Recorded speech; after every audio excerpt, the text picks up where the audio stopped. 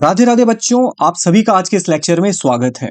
आज हम पढ़ेंगे एटमॉस्फेरिक सर्कुलेशन। ठीक है, इसमें हम जानेंगे बहुत सारी चीजें, तो फटाफट से इसको शुरू करते हैं।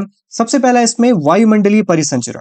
ठीक है, देखो, हवा और पवन में बेसिक अंतर क्या होता है? तो इन दोनों में बेसिक अंतर यही होता है कि गतिशील हवा को पवन कहते हैं। जब हवा गतिशील होने लगती है, एक जगह से दूसरी जगह मूव करती है, तो वही मूवेबल एयर पवन कहलाती है, विंड कहलाती है। ठीक है ना? तो हवा क्या होती है? स्टैटिक होती है, स्थिर होती है, और विंड मूव करती है। इसीलिए विंड की क्या निकाली जाती है? वेलोसिटी निकाली जाती है। ठीक है, पवन का वेग निकाला जाता है, और हवा का क्या निकाला जाता है? प्रेशर, एयर प्रेशर, जो हम मेजर करते हैं। ठीक है, तो ये इन दोनों में बेसिक डिफरेंस है कि हवा स्टैटिक होती है, स्थिर होती है, और पवन मूवेबल होती है। तो हवा जब मूव करती है तो वही पवन बन जाती है। गतिशील हवा को ही पवन कहते हैं। ठीक है, लेकिन एक सवाल ये उठता है कि ये हवा गतिशील होती क्यों है? ये स्टैटिक बनी क्यों नहीं रहती है? ये एक जगह से दूसरी जगह मूव क्यों करती है? कैसे करती है? तो इसका बेसिक रीजन है वायुदाब में अंतर के कारण हवा गति करती है। ठीक है, मतलब जब एक जगह उच्च वायुदाब होता है और दूसरी जगह निम्न वायुदाब होता है, तो पवनें उच्च वायुदाब से निम्न वायुदाब की ओर गति करती हैं। वायुदाब में अंतर ही हवाओं को गतिशील बनाता है, और ये अंतर जब बढ़ता जाता है, ठीक है, ये अंतर जब बढ़ता जाता है तो हवाओं की रफ्तार बहुत ही तेज हो जाती है, स्पीड उनकी बढ़ जाती है। ठीक है, तो इस वायुदाब में अंतर के कारण हवाएं गतिशील होती हैं। ठीक है, तो थोड़ा समझते हैं इस वायुदाब के बारे में कि वायुदाब क्या होता है। देखिए, धरातल या समुद्र तल पर प्रति इकाई क्षेत्रफल पर वायुमंडल की समस्त परतों के पड़ने वाले भार को ही वायुदाब कहते हैं। थोड़ा इसको समझते हैं। देखिए, लास्ट एक वीडियो में हमने जाना था कि धरती के सबसे नजदीक का जो मंडल होता है वो कौन सा होता है? ट्रोपोस्फियर, क्षोभ मंडल। ठीक है, 18 किलोमीटर की ऊंचाई पर। उसके ऊपर होता है स्ट्रेटोस्फियर, ठीक है, लगभग 50 किलोमीटर की ऊंचाई तक। उसके ऊपर होता है मेसोस्फियर, मध्यमंडल, लगभग 80 किलोमीटर की ऊंचाई तक। स्फीयर, जो कि होता है लगभग 400 किलोमीटर की ऊंचाई पर, और फाइनली होता है एक्सोस्फीयर। ठीक है, 640 किलोमीटर या उससे बाहर, ये पूरा का इलाका बहिर्मंडल कहलाता है। ठीक है, तो इस प्रकार आपने देखा मोटा मोटा 640 किलोमीटर में जो गैस मौजूद है, जो धूल कण मौजूद है, जो जलवाष्प मौजूद है, और हम इंसान कहाँ रहते हैं? यहाँ नीचे रहते हैं। तो हम अपने ऊपर एट ए टाइम 640 किलोमीटर का बोझा ढोते हैं एट ए टाइम। ठीक है, तो परिभाषा क्या थी? धरातल या समुद्र तल। ठीक है, प्रति इकाई क्षेत्रफल, मतलब अगर कोई क्षेत्र है, उस क्षेत्र पर वायुमंडल की समस्त इन 640 किलोमीटर की परतों का दबाव ही उस एरिया का क्या कहलाता है? एयर प्रेशर कहलाता है, वायुदाब कहलाता है। ठीक है, और ये सबसे ज्यादा कहां लगेगा? धरती तल पर लगेगा। तो सर्वाधिक जो वायुदाब होता है वो होता है समुद्र तल पर, 1013.25 मिलीबार, और इसे मिलीबार में मापा जाता है। ठीक है, ये आपको ध्यान रखना है। तो सबसे ज्यादा वायुदाब कहां पर लग रहा है? समुद्र तल पर, सबसे निचले तल पर, धरती के। जैसे जैसे ऊंचाई बढ़ेगी वायुदाब कम होता जाएगा। क्यों होगा कम? क्योंकि इस पॉइंट पर यहां की तुलना में वायु की कम परतों का भार पड़ेगा, क्योंकि धरती तल पर क्या है? वायु की परतों का दबाव बढ़ता जाएगा। तो जैसे जैसे ऊंचाई बढ़ेगी, इस टॉप पर इतनी परतों का भार कम हो जाएगा। ठीक है, और वायुमंडल में जो भारी गैस होती है वो कहाँ होती है? नीचे होती है, और ऊपर कैसी होती है? हल्की गैस होती हैं। तो ऊंचाई के बढ़ने पर एक तो वायुमंडल में हल्की गैसें पाई जाती हैं, और दूसरा जो परतें हैं उनका दबाव भी कम होता जाता है। ठीक है, इसीलिए ऊंचाई बढ़ने पर वायुदाब में गिरावट आती है। वायुदाब जो है प्रत्येक 10 मीटर की ऊंचाई पर 1 मिलीबार कम हो जाता है। ठीक है, 1 मिलीबार वायुदाब कम हो जाता है प्रत्येक 10 मीटर की ऊंचाई पर। ठीक है, लेकिन ये हमेशा इसी दर से नहीं घटेगा, ये भी आपको ध्यान रखना है। ठीक है, आप ये टेबल देखिए कि समुद्र तल पर वायुदाब कितना है? 1013.25 मिलीबार। ठीक है, 1 किलोमीटर की ऊंचाई पर वायुदाब 898 मिलीबार है, 5 किलोमीटर की ऊंचाई पर 540 मिलीबार है, और 10 किलोमीटर की ऊंचाई पर 265 मिलीबार है। ठीक है, तो ऊंचाई की ओर जाने पर वायुदाब में गिरावट आती है। ठीक है, ये आपको ध्यान रखना है। लेकिन जब हमारे ऊपर वायुमंडल की इतनी परतों का भार पड़ रहा है, लगभग 640 किलोमीटर की परत का भार जब पड़ रहा है, तो वो हमें महसूस क्यों नहीं होता है? ये एक बड़ा सवाल है। इसके पीछे का उत्तर ये है कि हमारा जो मानव शरीर है, ठीक है ना?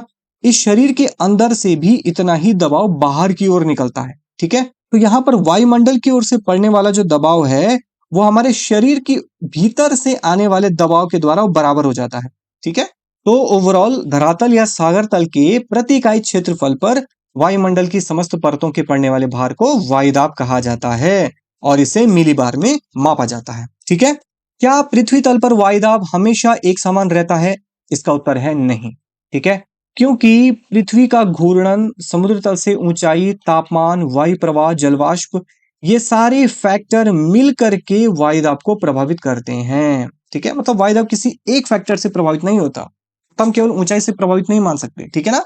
ये सारे फैक्टर मिल करके वायुदाब को प्रभावित करते हैं, जिसके कारण हमारी पृथ्वी पर अलग अलग वायुदाब पेटियां पाई जाती हैं, ठीक है? थोड़ा सा समझते हैं कि हमारी पृथ्वी पर कौन कौन सी वायुदाब पेटियां हैं। देखिए, सबसे केंद्र में जो पेटी है वो है विषुवतीय निम्न वायुदाब पेटी, ठीक है? एक वीडियो में हमने जाना था कि विषुवत रेखा पर क्या होता है, सूर्य की किरणें साल भर क्या होती हैं, लंबवत पड़ती हैं। तो साल भर लंबवत पड़ने के कारण यहाँ पर तापमान क्या हो जाता है, बहुत ही उच्च होता है, ठीक है? जहां पर सूर्य ताप ज्यादा प्राप्त होगा तो तापमान क्या होगा, ऊंचा बना रहेगा। और तापमान अगर ज्यादा होगा तो यहाँ की जो पवन है वो क्या हो जाएगी, गर्म हो जाएगी, ठीक है? और गर्म पवन क्या होती है, हल्की होती है, और हल्की होकर वो ऊपर की ओर उठने लगती है। कन्वेंशन के तहत पवनें ऊपर की ओर उठने लगती हैं, जिसके कारण जो वायुदाब है वो कम हो जाता है, क्योंकि पवनें क्या हो रही हैं, पवनें ऊपर की ओर उठ रही हैं। जबकि वायुदाब में वायु की समस्त परतों का जो प्रेशर है वो नीचे की ओर आता है, गुरुत्वाकर्षण के कारण कहाँ, तो नीचे की ओर आता है। लेकिन यहाँ पवनें ऊपर की ओर उठ रही हैं, तो वायु का दबाव जो है कम महसूस होता है, ठीक है ना? तो इस विषुवतरेखीय क्षेत्र में वायुदाब कम होने का प्रमुख कारण क्या है, सूर्य की गर्मी, ठीक है ना? जो कि साल भर इस क्षेत्र पर लंबवत चमकती रहती है, ठीक है? तो तापमान अधिक होने के कारण इस क्षेत्र पर वायुदाब क्या होता है, कम होता है, जिसके कारण इस पेटी को तापजन्य निम्न वायुदाब की पेटी भी कहते हैं, ठीक है? क्योंकि तापमान अधिक होने के कारण ही यहाँ पर वायुदाब निम्न होता है, ठीक है? एक तो ये आपको समझना है। दूसरा, इस पेटी को डोल ड्रम भी कहते हैं। क्या कहते हैं, डोल ड्रम या शांत कटिबंध कहते हैं, ठीक है? डोल ड्रम या शांत कटिबंध कहते हैं। क्यों कहते हैं? क्योंकि यहाँ पर पवनें क्षैतिज रूप में नहीं चलती, ठीक है? बल्कि कैसे चलती हैं, ऊर्ध्वाधर रूप में प्रवाहित होती हैं, वर्टिकल मूव करती हैं, कन्वेंशनल करंट यहाँ पर मूव करती हैं, ठीक है ना? ऊर्ध्वाधर बहती हैं। यहाँ पर क्या होता है, उत्तर और दक्षिण की ओर से आने वाली पवनें यहाँ पहुंचकर ऊपर की ओर उठ जाती हैं, ठीक है ना? ऊपर की ओर उठ जाती हैं। तो वायुमंडलीय दशाएं शांत रहने के कारण इस क्षेत्र को डोल ड्रम या शांत कटिबंध भी कहते हैं। ये आपको ध्यान देना है। दूसरी है उपोष्ण उच्च वायुदाब पेटी। देखो, इस पेटी का जो निर्माण है वो दोनों ही गोलार्धों में 30 से 35 डिग्री अक्षांशों के बीच में होता है, ठीक है? दोनों ही गोलार्धों में 30 से 35 डिग्री अक्षांशों के बीच। देखो, इस पेटी में उच्च वायुदाब का जो कनेक्शन है वो तापमान से नहीं है जैसा कि अभी तक था, ठीक है? बल्कि पृथ्वी का जो घूर्णन है, ठीक है, और वायु का अवतलन, मतलब वायु के नीचे बैठने के कारण इस पेटी में उच्च वायुदाब पाया जाता है। देखिए, जब हमारी पृथ्वी अपने एक्सिस पर घूमती है, पश्चिम से पूर्व दिशा में घूमती है ना, तो इसके घूमने के कारण एक इफेक्ट पैदा होता है जिसे कहते हैं कोरियालिस इफेक्ट, ठीक है? कोरियालिस इफेक्ट या कोरियालिस बल भी आप इसे कह सकते हैं, ठीक है? तो इस कोरियालिस इफेक्ट के कारण क्या होता है, जो भी मूवेबल ऑब्जेक्ट हैं, ठीक है, मतलब जो मूव कर रहे हैं एक डायरेक्शन से दूसरी डायरेक्शन में, ठीक है, चाहे वो हवा हो या वो पानी हो, पानी की धारा, जैसे समुद्री धारा होती है ना, महासागरीय धाराएं होती हैं, ठीक है, वो एक जगह से दूसरी जगह मूव करती हैं। तो जो भी मूवेबल ऑब्जेक्ट होते हैं वो क्या करते हैं, वो उत्तरी गोलार्ध में मूवेबल ऑब्जेक्ट दाईं ओर घूम जाते हैं और दक्षिणी गोलार्ध में मूवेबल ऑब्जेक्ट बाईं ओर घूम जाते हैं, ठीक है?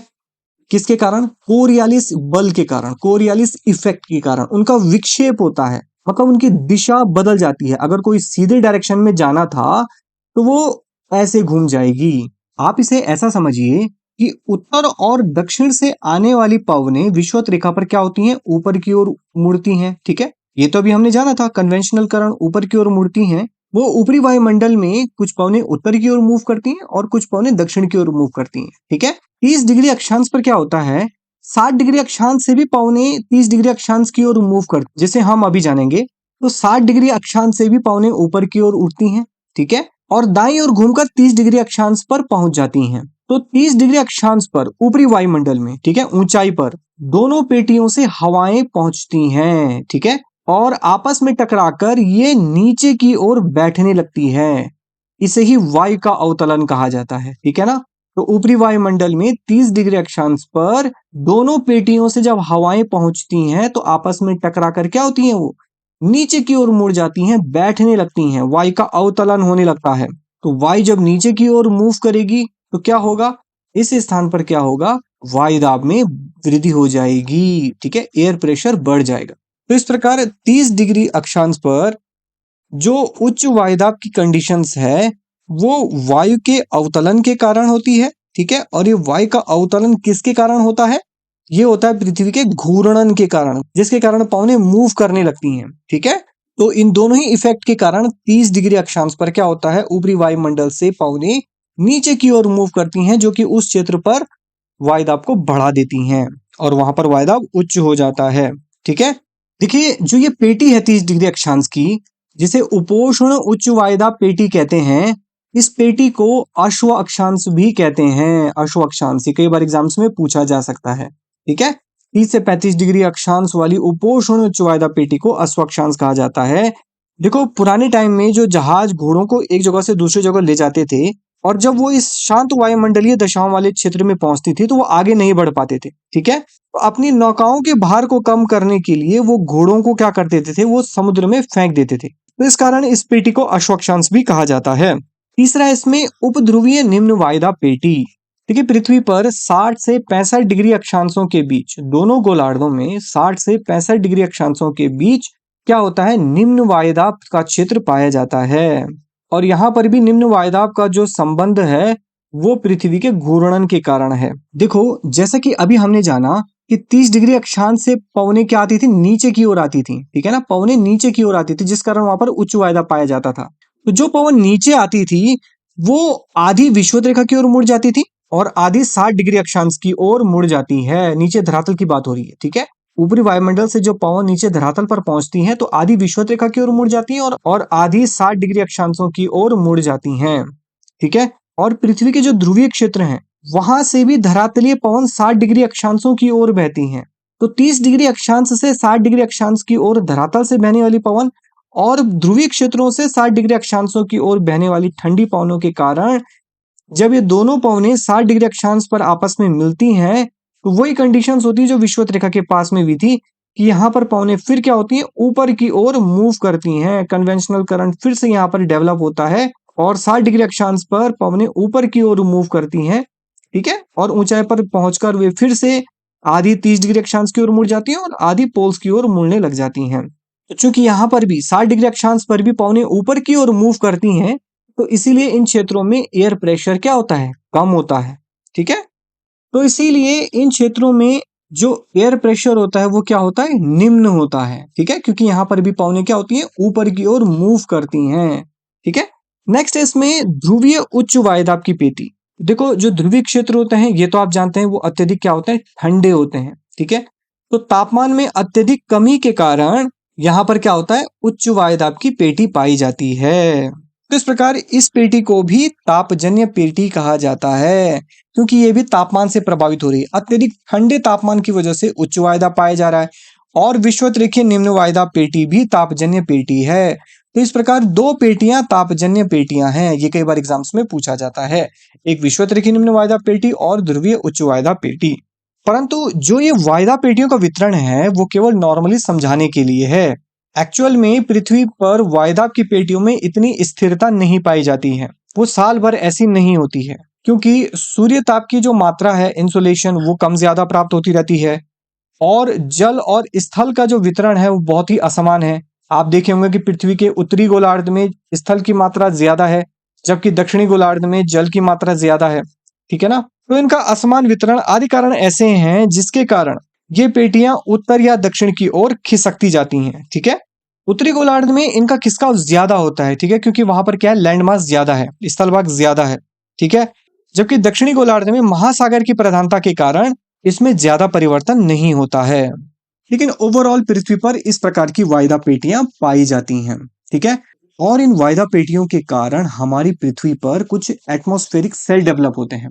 ठीक है, आप इस पिक में देख सकते हैं कि उपोष्ण उच्च वायदाब से जो पवनें नीचे की ओर आती हैं, अभी बताया कोरियालिस इफेक्ट के कारण वो पवनें दाईं ओर विक्षेपित हो जाएंगी। तो पवनें सीधी नहीं चलती हैं बल्कि दाईं ओर विक्षेपित होकर आती हैं। ठीक है, तो यहां से जो पवनें आएंगी वो इस प्रकार से विक्षेपित हो जाएंगी। ठीक है, कोरियालिस इफेक्ट के कारण इस प्रकार से पवनें विक्षेपित हो जाएंगी।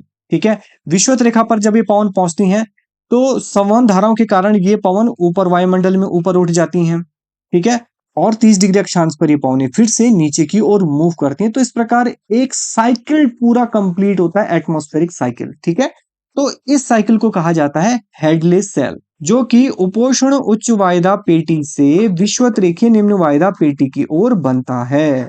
ठीक है, इसी प्रकार का दूसरा सेल डेवलप होता है उपोष्ण उच्च वायदा पेटी से उपध्रुवीय निम्न वायदा पेटी की ओर। तो पवनें यहाँ पर सीधी मूव नहीं होंगी बल्कि विक्षेपित हो जाएंगी दाईं ओर। ठीक है, क्योंकि पवनें उच्च वायदाब से निम्न वायदाब की ओर मूव करती हैं, तो पवनें यहाँ पर दाईं ओर मूव हो जाएंगी। ठीक है, यहाँ पर इस तरीके से मूव होंगी क्योंकि पवनों की चलने की डायरेक्शन इस साइड है, तो पवनें यहाँ से दाईं ओर मूव हो जाएंगी। और यहाँ पर पवनें चलने की डायरेक्शन इधर है, तो पवनें दाईं ओर मूव हो जाएंगी। ठीक है ना, तो उच्च उपोष्ण उच्च वायदा पेटी से उपध्रुवीय निम्न वायदा पेटी की ओर जो पवनें चलती हैं धरातल, वो इस प्रकार चलती हैं। ठीक है, जब ये 60 डिग्री अक्षांश पर पहुंचती हैं तो यहाँ पर ये ऊपर की ओर मूव करती हैं, ऊपरी वायुमंडल पर ये पुनः 30 डिग्री अक्षांश की ओर मूव करती हैं और 30 डिग्री अक्षांश पर ये नीचे की ओर उतरती हैं। 30 डिग्री अक्षांश पर ही विषुवत रेखा से भी पवनें आती हैं। तो इस प्रकार यहाँ पर भी एक साइकिल डेवलप होता है, एक सेल डेवलप होता है एटमॉस्फेरिक, जिसे कहा जाता है फेरेल सेल। ठीक है, और एक तीसरा सेल डेवलप होता है पोलर पर, कि ध्रुवीय उच्च वायदा पेटी से पवनें उपध्रुवीय निम्न वायदा पेटी की ओर चलती हैं। ठीक है, विक्षेपित हो जाएंगी कोरियालिस इफेक्ट के कारण।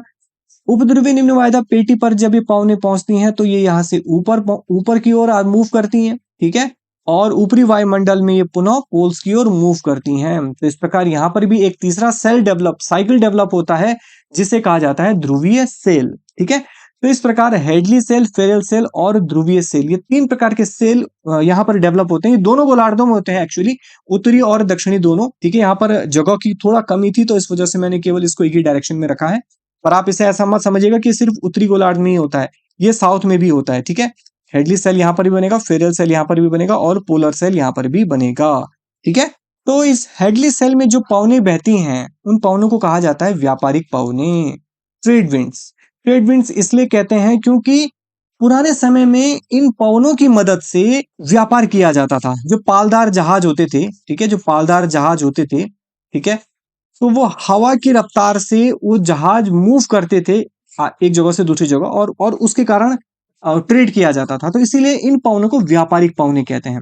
ठीक है, हेडली सेल में मूव करने वाली पवनें जो कि उपोष्ण उच्च वायदा पेटी से विषुवत रेखीय निम्न वायदा पेटी की ओर मूव करती हैं, तो इन पवनों को क्या कहते हैं, व्यापारिक पवनें कहते हैं।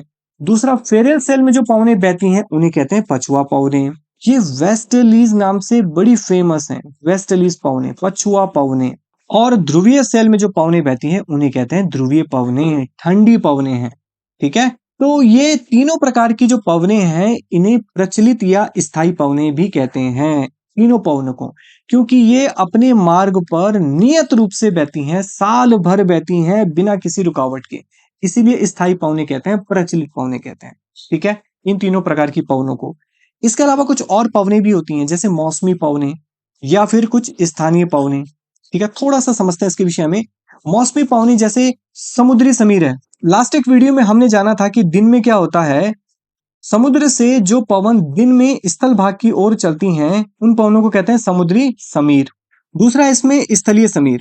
देखिए, रात में जो पवनें स्थल से समुद्र की ओर बहती हैं उन्हें कहते हैं स्थलीय समीर। नेक्स्ट है इसमें पर्वतीय समीर। देखिए, सर्दियों में रातों में क्या होता है, पर्वतों के उच्च भाग बहुत ही ठंडे हो जाते हैं जबकि घाटियां उतनी ठंडी नहीं हो पाती हैं। तो रात में ऊंचे पर्वतों के ऊंचे शिखर से नीचे घाटी की ओर बहने वाली पवनों को कहते हैं पर्वतीय समीर। और नेक्स्ट है इसमें घाटी समीर। तो दिन के समय में घाटियां क्या होती हैं, बहुत जल्दी गर्म हो जाती हैं। तो गर्म होने के कारण दिन के समय में घाटी से जो पवनें ऊपर पर्वतीय शिखरों की ओर बहती हैं उन्हें कहते हैं घाटी समीर। ठीक है, इस प्रकार के इन पवनों को मौसमी पवने कहते हैं या सामयिक पवने कहा जाता है। नेक्स्ट है इसमें स्थानीय पवने। देखिए स्थानीय पवने लोकल विंड्स जो कि किसी स्थान विशेष में ही बहती हैं। दो प्रकार की हैं, एक तो है गर्म पवने और दूसरी ठंडी पवने। ठीक है, तो आप इसे नोट कर सकते हैं। ठीक है, इसमें प्रमुख पवने जैसे चिनूक है, कहाँ बहती है, रॉकी पर्वत के पूर्वी ढाल पर बहती है। फोहन पवने हैं, आल्प्स पर्वत के दक्षिणी ढाल पर है। सिरोको है, खमसिन है, सिमू में, हरमट्टान, ब्रिकफील्डर, सांताना और लू। ठीक है, इसी प्रकार से कुछ ठंडी पवने भी हैं, स्थानीय पवने, जैसे मिस्ट्रल है, कहाँ बहती है, स्पेन और फ्रांस में। एग्जाम्स में पूछा जा सकता है तो आप इसे नोट कर लीजिएगा। ठीक है, बोरा है, विलीवाव है, ब्लिजर्ड है, बुरान है। तो इस प्रकार के इन पवनों को स्थानीय पवने कहा जाता है। ठीक है, तो ये था वायुमंडलीय परिसंचरण। नेक्स्ट है इसमें वायु राशियां। देखिए वायु राशियां क्या होती हैं, वायु का वृहद भाग जिसमें तापमान और आर्द्रता की दशाएं क्षैतिज रूप से लगभग एक समान होती हैं। मतलब इसमें ऊर्ध्वाधर दशाओं की हम बात नहीं कर रहे हैं, बल्कि आप इसे ऐसा समझिए कि क्षैतिज रूप से वायु का वह भाग जिसमें तापमान लगभग एक जैसा रहता है। अगर इस जगह का तापमान मान के चलो 30 डिग्री है, तो ऑन एन एवरेज इस पूरे भाग में वायु का तापमान कितना है, 30 डिग्री के आसपास है। ठीक है ना, तो जिसमें तापमान और आर्द्रता की दशाएं क्षैतिज रूप से एक समान रहती है, तो इस पूरी वायु को एक वायु राशि कहा जाता है। ठीक है, वायु राशि जो है सैकड़ों किलोमीटर तक विस्तृत होती है। जैसे कि अभी बनाया था कि एक बहुत बड़े एरिया की जो वायु है जिसमें तापमान एक जैसी है, ठीक है, एक जैसी है, उसमें कोई अंतर नहीं है, तो वो एक वायु राशि कहलाती है। सैकड़ों किलोमीटर की लंबाई तक फैले ऐसे क्षेत्र जहां तापमान और आर्द्रता संबंधी दशाएं एक जैसी रहती हैं, वहां वायु राशियों का जन्म होता है। ठीक है, मतलब एक प्रकार के लैंड। तो कहां कहां होते हैं लैंड, थोड़ा देखते हैं। पहला है उष्ण और उपोष्ण कटिबंधीय महासागर। ठीक है, तो जो उष्ण कटिबंधीय महासागर है, इतने बड़े विस्तृत एरिया के ऊपर की जो जो वायु होगी, जो ये वायु होगी, यहाँ पर तापमान और आर्द्रता संबंधी दशाएं इस उष्ण कटिबंधीय महासागर से ही के समान ही होंगी। तो इस प्रकार इस क्षेत्र के ऊपर एक वायु राशि डेवलप हो सकती है। उष्ण मरुस्थल, उपोष्ण कटिबंधीय उष्ण मरुस्थल, उष्ण मरुस्थलों के ऊपर की वायु की दशाएं भी एक जैसी होंगी, समान होंगी। ठीक है, उच्च अक्षांशीय ठंडे महासागर, उच्च अक्षांशीय अति शीत बर्फ आच्छादित महाद्वीपीय क्षेत्र और ध्रुवीय क्षेत्र। ठीक है, तो ये 5 ऐसे उद्गम क्षेत्र हैं जहां पर वायु राशियों का निर्माण होता है, जिनमें तापमान और आर्द्रता संबंधी दशाएं एक जैसी रहती हैं। तो ये था वायु राशियां। ठीक है, नेक्स्ट है इसमें वाताग्र। देखिए जब दो भिन्न प्रकार की वायु राशियां आपस में मिलती हैं, तो उनके मध्य सीमा क्षेत्र को वाताग्र कहते हैं। अभी हमने जाना है कि ये एक प्रकार की वायु राशि है जिसमें तापमान और आर्द्रता संबंधी दशाएं एक जैसी हैं। ठीक है, और ये दूसरी वायु राशि है जिसका तापमान और आर्द्रता संबंधी दशाएं एक जैसी हैं। मान के चलो इसका तापमान मान के चलो 30 डिग्री का राउंड है और इसका 25 डिग्री का राउंड है, तो ये अलग अलग प्रकार की वायु राशियां हो गई। ठीक है, तो जब ये दो वायु राशियां आपस में मिलती हैं तो इनके मिलन स्थल को कहा जाता है वाताग्र। ठीक है, तो बेसिकली 4 प्रकार के वाताग्र होते हैं, शीत वाताग्र, उष्ण वाताग्र, अचर वाताग्र और अधिविष्ट वाताग्र। तो ये था आज का प्रमुख लेक्चर जिसमें आपने जाना इन सभी के बारे में। ठीक है, मिलते हैं अगली वीडियो में नेक्स्ट टॉपिक के साथ, तब तक के लिए वर्क हार्ड बट जॉयफुली।